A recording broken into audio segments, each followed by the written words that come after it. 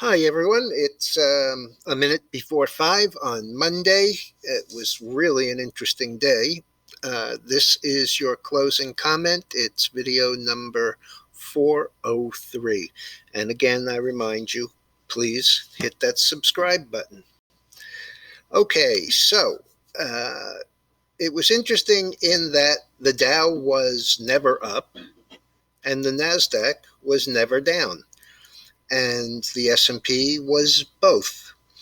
Um, let's get started with the Dow down 223.82 or a little over 0.75%.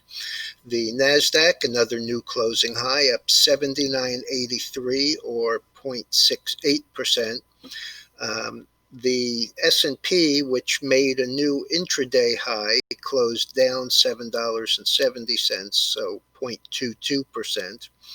And unfortunately, the Russell really kind of took it on the chin, down 1647, and that's a little over 1%. But the biggest loser was the transports, down 136.65 or 1.2%. This is the third day that we've had the VIX, or the second of 3 days that we've had the VIX substantially higher. The other day it was 24, up about 1 3/4. On Friday, I believe it was slightly lower, only minorly. And today it closed 2641, up 369 or 16%. That is not good. Nor were the market internals particularly good. We had on the New York 2.2 to 1 down. On the NASDAQ, even up at a new high, 1.8 to 1 down. And unlike the last couple of days, volume was actually higher. We had Apple. Remember, Apple was a 4-for-1 split today, and it just continued. It closed 129.04, up $4.23 or 3.39%. And Tesla, remember, that's times 5, 498.32, up 55.64 or 12.5%. And I've seen it trade in the aftermarket over 500. You kind of have to remember that a split really does nothing for a company. Leon Cooperman was on this morning, somebody that I kind of like. He's a little on the negative side, but one of the things that he was specifically talking about was the fact that there's no reason for Apple or Tesla to be moving on the split. It may bring in more people who want to buy the stock because the price is lower. But the fact of the matter is, 1% of the company is still 1% of the company. It's like if you gave me a $5 bill and I gave you 5 ones back, that's the same mathematical equivalent of a 5-for-1 split. It really means nothing. Amazon was up just under 50 at 34.50.96, up 49.16. The news there was that drone delivery is being approved by the FAA. So, there was an article today about a guy with a flying car. Now we have flying cars and drone delivery. There was also news on TikTok that we may be much closer to a deal.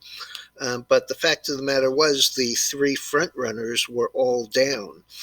Oracle was down 66% or 66 cents or 1.1%.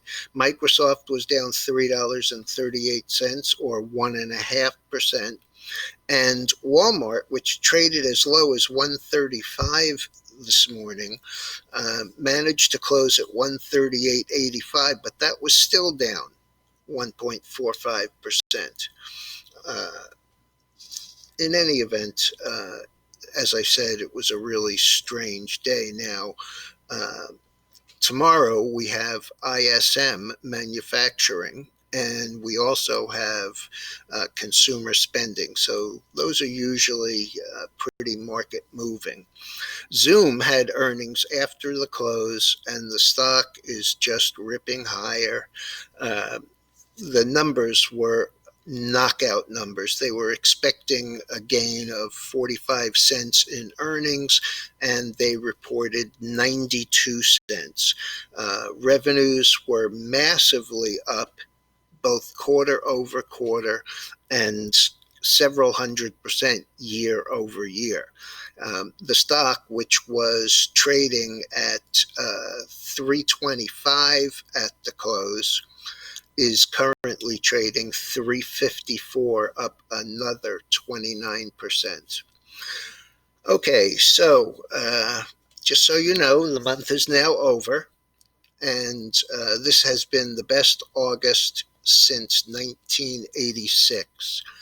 1987 didn't work out so well, but this was a really good market.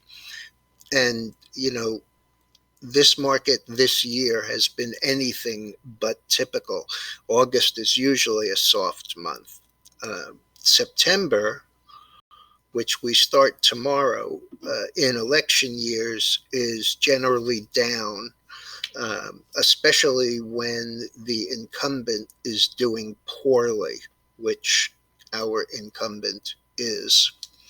So unless things turn around there, I'd be surprised to see the market continue the way it is now. I'm not saying it's, turning tail and going down 20%, but a normal and expectable pullback in here would certainly not only be normal and expectable, it would also be welcome.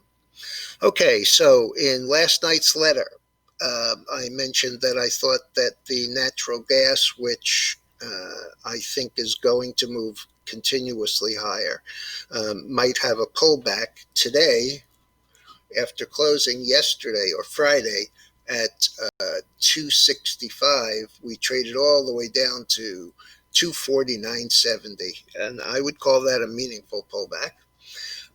And we closed way up here on the high, even though we were down 2.8 cents or about 1%. We still closed 12 cents or 5% off the low. Maybe we do some backing and filling in here. It would have been nice to see this gap closed between 240 and let's just call it 244. But I'm not sure that that's really in the cards here.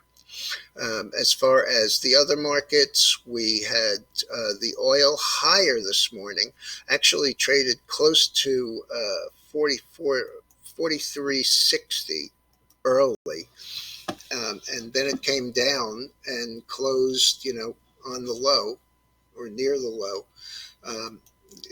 We're just stuck in this sideways action here. It's really unexciting, and it's really confusing.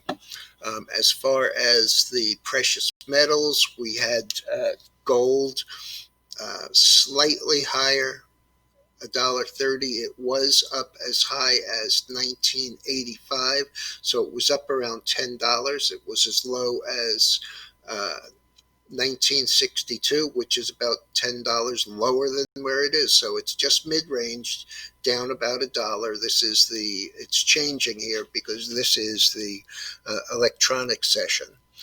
The silver did a lot better.